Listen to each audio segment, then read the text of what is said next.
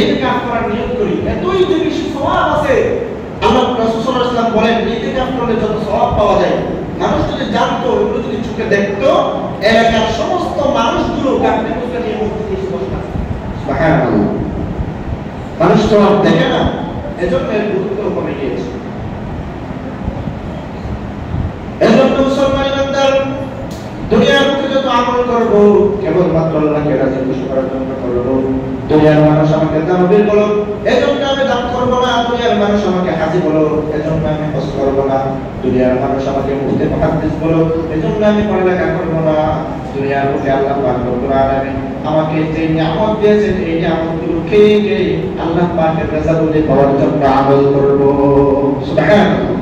এই রমাদান মাসে আমরা যাকাত দিই বেশি বেশি। কিয়ামতের ময়দানে কঠিন মুহূর্তের সময় সাবাতুন ইয়াযিল্লুহুমুল্লাহু তাআলা ফি যিল্লিহি ইয়াওমা লা যিল্লা ইল্লা যিল্লুহু, যে আল্লাহ পাকের আরশের ছায়া ছাড়া দুনিয়ার তখন আর কোনো ছায়া থাকবে না। এরকম সূর্যের তাপ, মানুষ তামার ভিতরে দাঁড়িয়ে থাকবে, নিজের গামের ভিতরে নিজেই সংগ্রামে, এমন মুহূর্তের সময় আল্লাহ পাক সব প্রকার মানুষকে আরশের নিচে ছায়া দান করবে।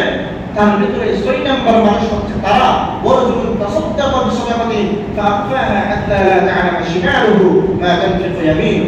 ওই ব্যক্তি যে ব্যক্তি আল্লাহর রাস্তায় সদকা করেছে, তার ডান হাতে তার বাম হাত পর্যন্ত কবর পেয়ে। সুবহানাল্লাহ। এখন তো 1000 টাকা দেওয়ার পরে মনে সন্তুষ্ট চলে আসে, 500 টাকা দিলে কি 1000 টাকা কেন দিলাম? এই সন্তুষ্ট টাকার কারণে আপনার 1000 টাকা এমনি বরবাদ হয়ে গেছে। এটা এটার ভিতরে আর কোনো সদকা সওয়াব পাইতে না। মসজিদে দান করলাম, ইফতারি খাওয়াইলাম, বিশাল ব্যানার টাঙিয়ে দিলাম, ব্যানারের ভিতরে নাম লিখে দিলাম, অমুক হাজির পক্ষ থেকে আসতে দিলাম, কোনো সওয়াব আছে? খোদার কসম, আল্লাহর কসম করে বলতে পারি, এই নাম বিক্রির ভিতরে কোনো সওয়াব নেই। সওয়াব হবে গোপনে, যাকাত হবে গোপনে, সদকা হবে গোপনে, আল্লাহর সাথে কথা হবে আপনার, দুনিয়ার কারোর সাথে কোনো রকম আপোষ থাকবে না। আপনি মনে মনে বলবেন আল্লাহ আমি 1 টাকা দিচ্ছি আপনার রাজি, আপনার রেজামতি পাওয়ার, কিয়ামতের ময়দানে নাজাত পাওয়ার জন্য। কেন বেনার আমার নাগরিকের কোনো দরকার? কিয়ামতের ময়দানে 1 টাকা দিয়ে সওয়াবের পাহাড় পেয়ে যাবে। ডাক দিয়ে বলবেন ও অমুক ব্যক্তি, এই সওয়াবের পাহাড় তোমার। সাহাবে ফেরেশতারা বলবেন এই সওয়াবের পাহাড়টা হচ্ছে আপনার। মানুষ যখন বলবে আমি এত সওয়াব অর্জন করি নাই, যেহেতু বিশাল সওয়াবের পাহাড় হয়ে যাবে। ফেরেশতা বলবেন দুনিয়ার বুকে 1 টাকা দান করেছিলে, আল্লাহ পাক দুনিয়ার বুকে যেমন তোমরা গরুর বাছুরকে লালন পালন করে 10,000 টাকার গরুর বাছুর যেমন তোমরা 1 লাখ টাকা 2 লক্ষ টাকায় বিক্রি করো, ওই 1 টাকাকে আল্লাহ পাক লালন পালন করেছেন। লালন পালন করতে করতে কিয়ামত পর্যন্ত আল্লাহ পাক লালন পালন করে আজকে 1 টাকার সওয়াব একটা পাহাড়ে পরিণত হয়ে গিয়েছে। সুবহানাল্লাহ। ওই মানুষটা আফসোস করে বলবে 1 টাকা দেওয়ার কারণে দুনিয়ার মধ্যে যদি 1 টাকা দেওয়ার কারণে এত সওয়াবের পাহাড় হয়, আল্লাহ পাক রব্বুল আলামিন যদি আমার জন্য এত বিশাল সওয়াব রেখে দেন, তাহলে 2টা টাকা আমি কেন দিলাম না? 3টা টাকা কেন আমি দিলাম না?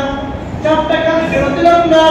আল্লাহর কাছে বান্দা বলবে আল্লাহ আমাকে 1টা ঘন্টার জন্য, 2টা ঘন্টার জন্য, 3টা ঘন্টার জন্য আমাকে দুনিয়ার বুকে পাঠান। দুনিয়ার বুকে আমার যত দৌলত আছে, যত টাকা পয়সা আছে, যত দামি দামি গাড়ি আছে, বাড়ি আছে, আমি সব কিছু 1 মিনিটের ভিতরে আপনার রাস্তায় দান করে আবার আখিরাতে আসতে চাই। সুবহানাল্লাহ। মানে অস্থির হয়ে যাবে, এই তো দৌলত কি করব? শুধু খাইলাম ঘুমাইলাম আর দামি দামি গাড়িতে চলে চলে খায় আসতে শেষ করে দিলাম।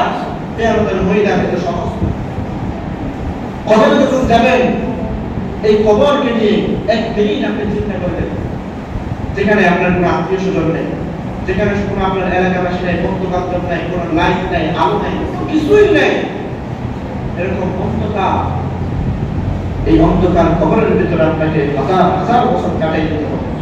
ওই সময় যদি আপনার পাশে যদি আপনার বন্ধু হিসেবে নামাজ না থাকে, ওই সময় আপনার পাশে যদি আপনার বন্ধু হিসেবে রোজা না থাকে, হজ না থাকে, যাকাত না থাকে, দুনিয়ার ভালো ভালো আমল যদি আপনার ওই কবরের ভিতরে আপনার পাশে বন্ধু হিসেবে না থাকে, হাজার হাজার বছর জাহান্নামের ভিতরে চলাচলার কোনো উপায় থাকবে না।